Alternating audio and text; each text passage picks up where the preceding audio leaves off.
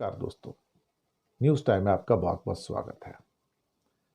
दोस्तों, हम भारतीयों को जानवरों की तरह, सड़क के कुत्तों की तरह पीटा जा सकता है। हथकड़ियां लगाई जा सकती हैं, बेड़ियां लगाई जा सकती हैं। हिंदुस्तान तो छोड़ो, विदेशों में पीटा जा सकता है और बुरी तरह से पीटा जा सकता है। वहां पे गला दबाया जा सकता है, बूटों के तले उसके शरीर को रौंदा जा सकता है।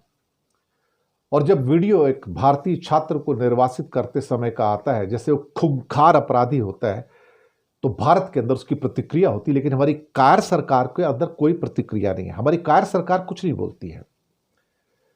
जैसे पहले 500 लोगों को कैसे हथकड़ियां बेड़ियां लगा के भेजा था, आपको याद होगा। तब भी यह कायर सरकार और बुजदिल सरकार ने कुछ नहीं कहा था। अमेरिका की गुलाम और पिट्ठू सरकार से क्या उम्मीद करोगे साहब आप?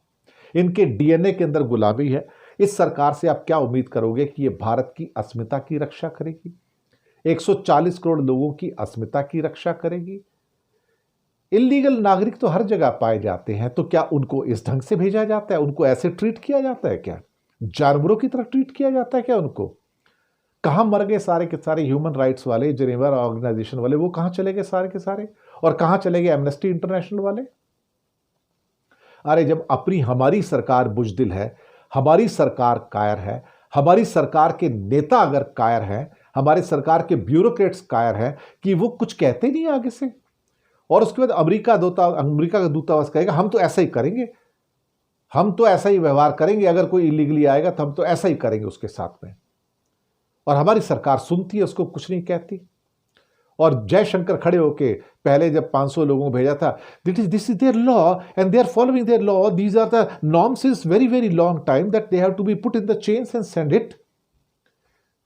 That master Jaishankar is protecting America.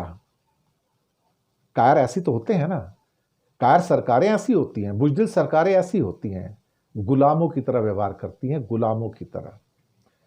वो लड़का न्यू जर्सी नेवार्क एयरपोर्ट पे जिस ढंग से उसको हथकड़ियों में, बेड़ियों में डाल के पीटा गया, उसके गले को दबाया गया और उसको प्रताड़ित किया गया, टॉर्चर किया गया, और उस वीडियो को लोगों ने देखा तो उनको रोष आया। लेकिन इस सरकार को रोष नहीं आता। इस सरकार को रोष नहीं आता। सरकार अमेरिका की गुलाम है, क्योंकि इसकी खुद की इज्जत कुछ नहीं ना। अंग्रेजों के गुलाम है तो कोई क्या करेगा? अल्टीमेटली यही होगा, और क्या होगा। जो आदमी 140 करोड़ लोगों की अस्मिता और इज्जत की रक्षा नहीं कर सकता, उसे भारत के प्रधानमंत्री पद पर रहने का अधिकार नहीं है। लेकिन क्या है कि बेशर्म आदमी उस पर टिके रहते हैं, और उनकी सरकार की कायराना हरकतें एक के बाद चलती रहती हैं, एक के बाद एक चलती रहती हैं।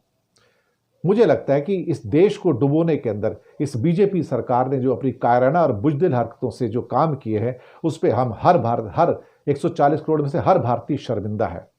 ये बच्चा था वहां पे, एक युवा लड़का है, कोई खूंखार अपराधी नहीं है जो हजारों का हत्यारा हो।